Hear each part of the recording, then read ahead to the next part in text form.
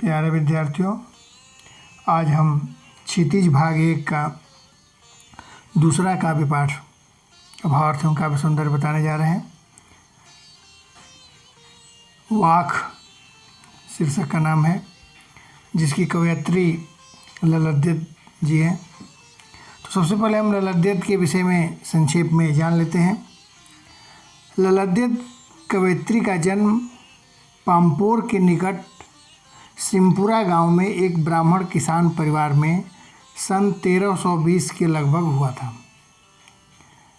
Accurate जन्म के विषय में ज्ञात नहीं है और न ही उनकी वास्तविक तस्वीर ही मालूम है।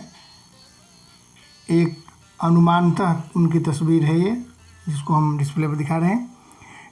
इनका गांव श्रीनगर से 15 किलोमीटर दूर है। इनके पति का नाम सोन पंडित बताया जाता है। इनके पति का नाम सोन पंडित बताया जाता है। इनका स्थान कश्मीरी साहित्य में वही है जो हिंदी में कबीर का है। कबीर की भांति इन्होंने कभी स्याही और कागज़ का प्रयोग नहीं किया, अर्थात पढ़ी लिखी नहीं थी। यह मौखिक रूप से ही वाक को गाती थी। बाद में इसे लिपिबद्ध किया गया। इनकी मृत्यु 1391 के आसपास माना जाता है। इनके और भी नाम हैं। इनको ललेश्वरी, लला, लल योगेश्वरी, ललारिफा आदि नामों से भी जाना जाता है। तो इनके वाक जो छंद है, इन्होंने अपने वाक में कबीर की भांति ही ज्ञान की बातें लिखी है। भक्ति काल की कविताएं लगती है, परंतु ये भक्ति काल के प्रारंभिक कवि और आदिकाल की आखिरी कही जा सकती हैं। तो इनकी पहली कविता हम देखते हैं। रस्सी कच्चे धागे की खींच रही मैं नाव, रस्सी कच्चे धागे की खींच रही मैं नाव, जाने कब सुन मेरी पुकार, करे देव भवसागर पार। पानी टपके कच्चे सकोरे, व्यर्थ प्रयास हो रहे मेरे, जी में उठती रह हुक घर जाने की चाह घेरे। रस्सी कच्चे धागे की, रस्सी कच्चे धागे की, कमज़ोर और नासवान सहारा। कच्चे धागे का जो सहारा होता है बहुत ही कमज़ोर और नाजुक होता है। खींच रही मैं नाव, नाव से तात्पर्य है यहाँ पर जीवन रूपी नाव। खींच रही मैं अपने जीवन रूपी नाव को खींच रही हूँ। जाने कब सुन मेरी पुकार, पता नहीं कब मेरी पुकार को सुनेंगे देव मनेश्वर, और इस भाव सागर संसार रूपी सागर को पार करेंगे। तो कह रही है कवित्री की, रस्सी कच्चे धागे की, जीवन रूपी नाव को जिस प्राण रूपी रस्सी से खींच रही है। कच्चे धागे की रस्सी क्या है? प्राण कच्चे धागे की रस्सी की तरह है, कभी भी निकल सकता है। उसी तरह से कच्चा धागा जो होता है कभी भी टूट सकता है। बिल्कुल उसी तरह क्षणभंगुर ये प्राण भी है, कभी भी निकल सकता है। इसलिए उसकी तुलना कच्चे धागे से की है।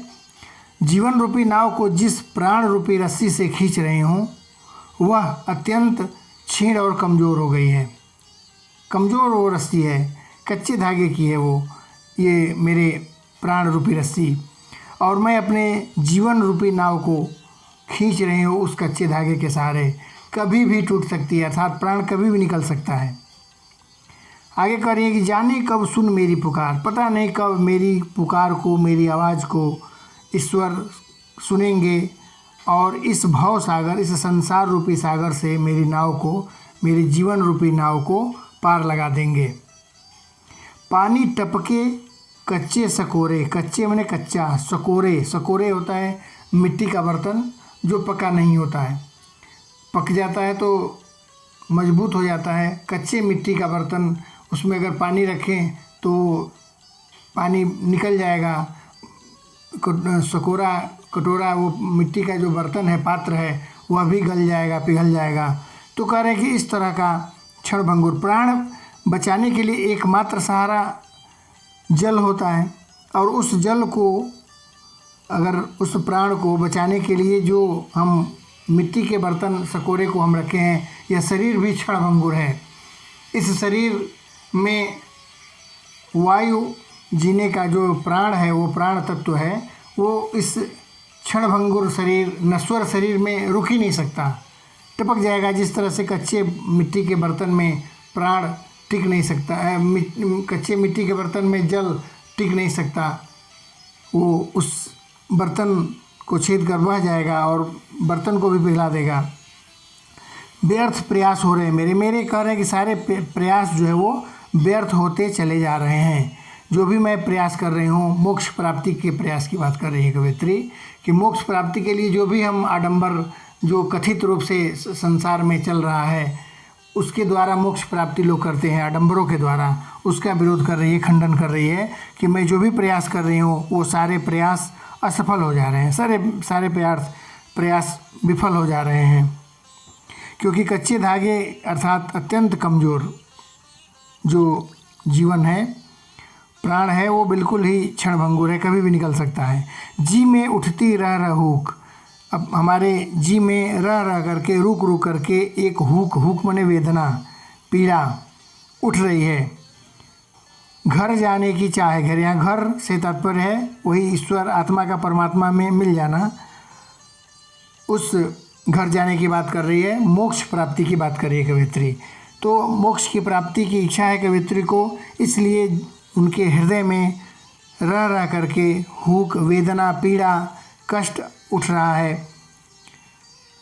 और जो कच्चे सकोरे हैं वो धार्मिक आडंबर है, वो धार्मिक आडंबरों के सहारे तो नहीं हम मोक्ष की प्राप्ति कर सकते, ईश्वर की प्राप्ति नहीं हो सकती है, आत्मा का परमात्मा में से मिलन नहीं हो सकता है। इसलिए वो कह रही है कि ये मेरे हृदय में बार बार ऐसा हुक निकल रहा है, ऐसा पीड़ा उत्पन्न हो रहा है, ऐसा दुख उत्पन्न हो रहा है। इसलिए ईश्वर से वो प्रार्थना कर रही है कि वो उन्हें मुक्ति प्रदान करें।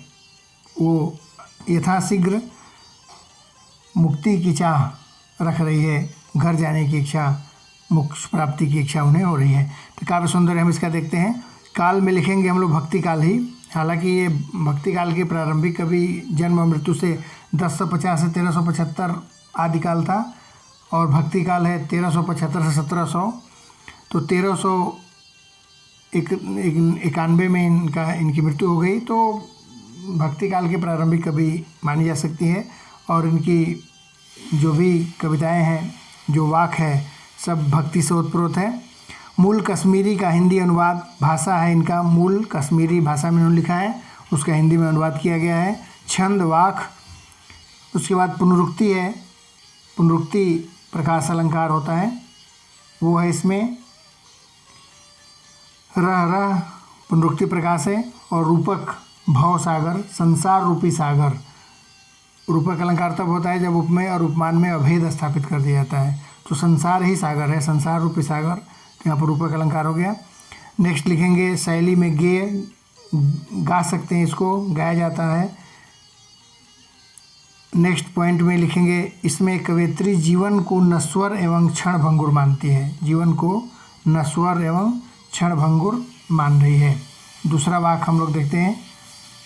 खा खाकर कुछ पाएगा नहीं, न खाकर बनेगा अहंकारी, सम खा तभी होगा संभावी, खुलेगी साकल बंद द्वार की।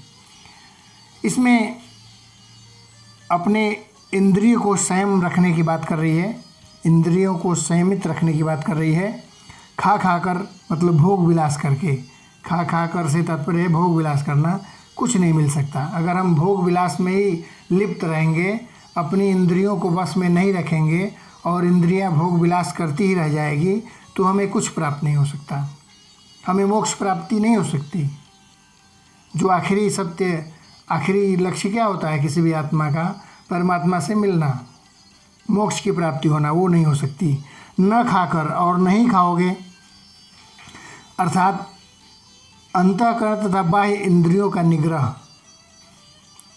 न खाकर, अगर नहीं खाएंगे तो क्या होगा? न खाकर से मतलब भोग विलास को त्याग करके हम वैराग्य धारण कर लेना, बैरागी बन जाना, संन्यास आश्रम में प्रवेश कर जाना। बैरागी हो जाने पर भी संसारिक मोह माया के बंधन से मुक्त हो जाने पर भी, ये न खाने से तात्पर्य है कि बैरागी हो जाना, संसारिक मोह माया से मुक्त हो जाना, तो भी ईश्वर की प्राप्ति नहीं हो सकती, क्योंकि उस समय मन में अहंकार पैदा हो जाएगा।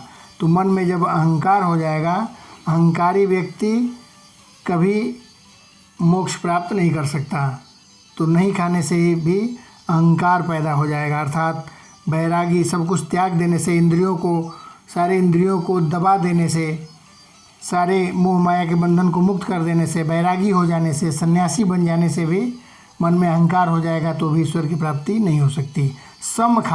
सम खाने से तात्पर्य है अंतःकरण तथा बाह्य इंद्रियों का निग्रह। सम मने अंतः और बाह्य दोनों इंद्रियों के तालमेल स्थापित करके सम खा, तभी होगा संभावी।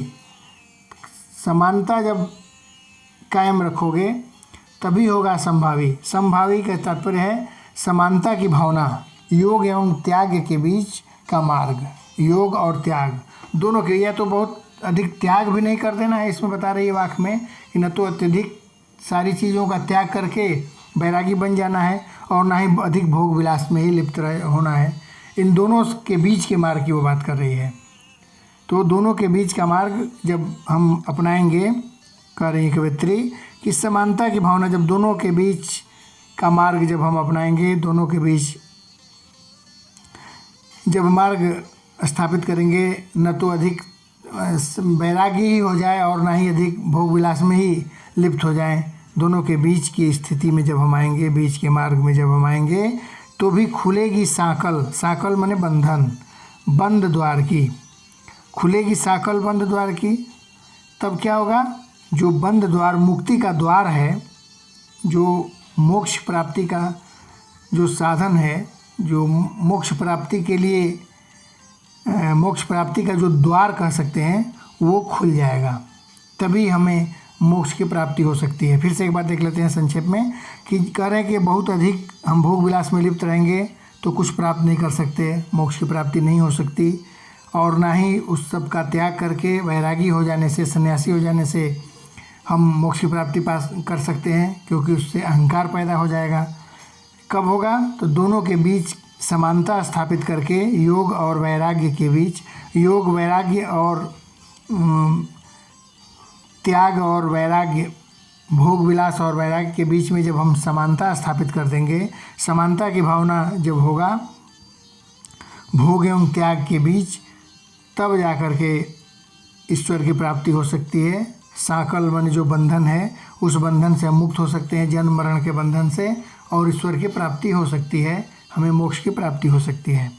तो इस तरह से का संपन्न हुआ। तो काव्य सुंदरी में काल लिखेंगे, भक्ति काल, भाषा कश्मीरी हिंदी, छंद वाक, शैली गेय, और पुनरुक्ति खा खाकर पुनरुक्ति है यहाँ पर। उसके बाद 6वां पॉइंट में लिखेंगे, इंद्रियों को संयमित रखकर जीवन जीने की सलाह दे रही है। इंद्रियों को वश में रखना है, उसे वश में रख करके जीवन जीने की शिक्षा दे रही है कवित्री। नेक्स्ट वाक्य देखते हैं, 3। आई सीधी राह से गई न सीधी राह, सुषुम सेतु पर खड़ी थी बीत गया दिन आह, जेब टटोली कौड़ी न पाई, माझी को दू क्या उतराई।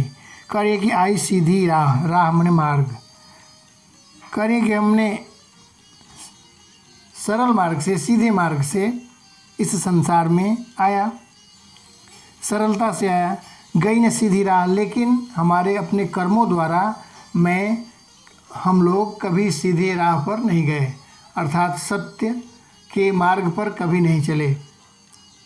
आए तो हम सरल मार्ग से, परंतु कभी सरल मार्ग पर हम नहीं चले, हमेशा आडंबर, दिखावा इत्यादि में हम उलझे रहे।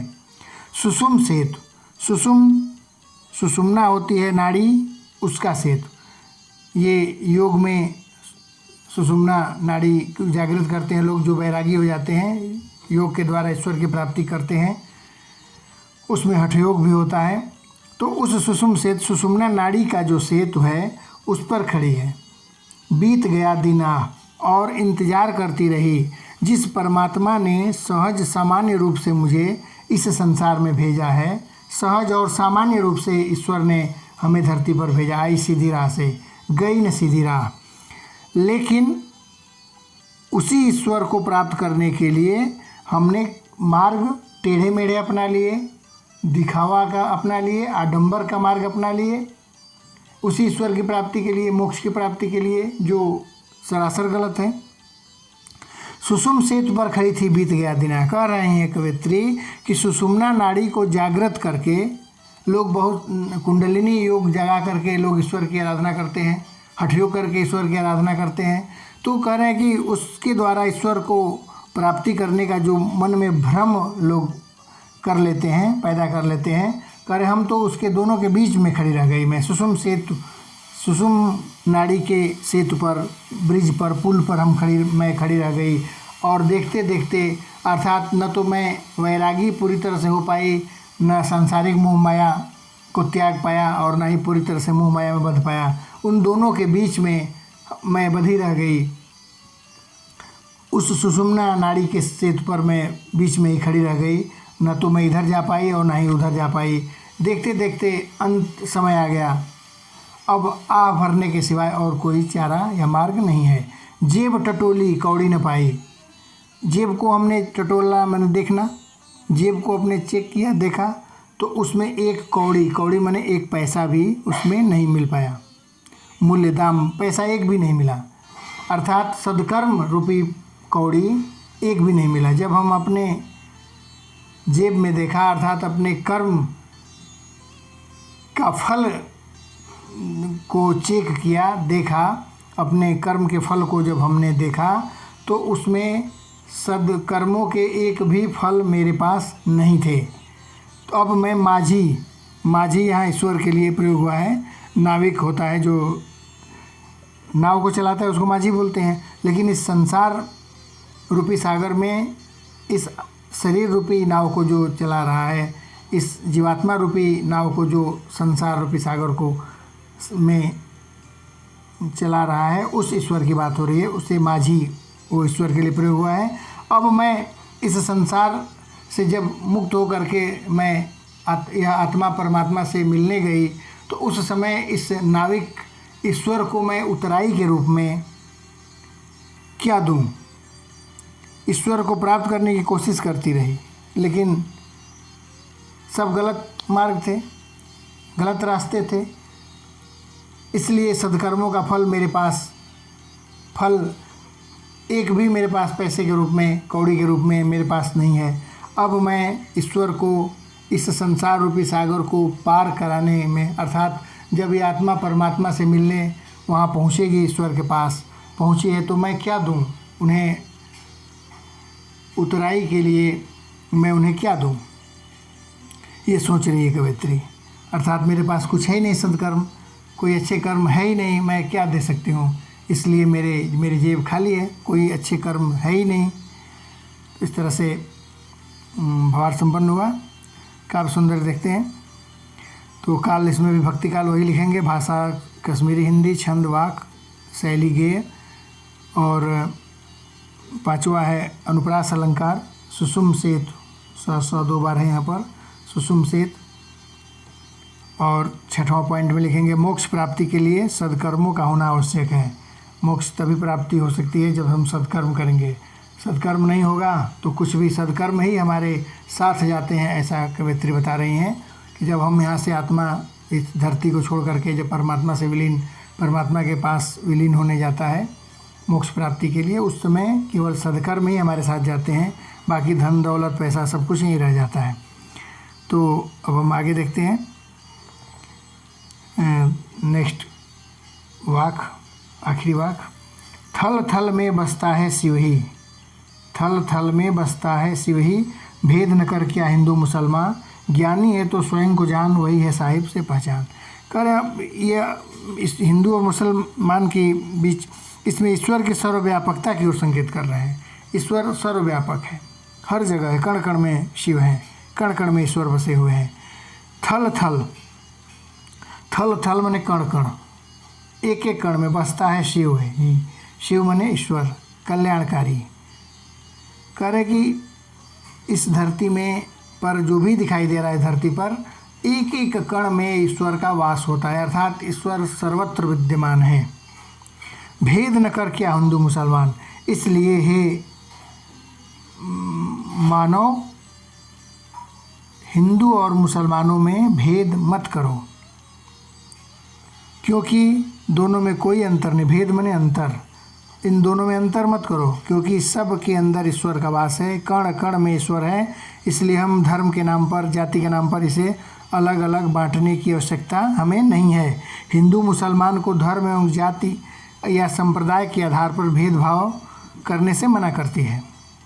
ईश्वर की आराधना चाहे जिस रूप में की जाए वह कल्याणकारी है।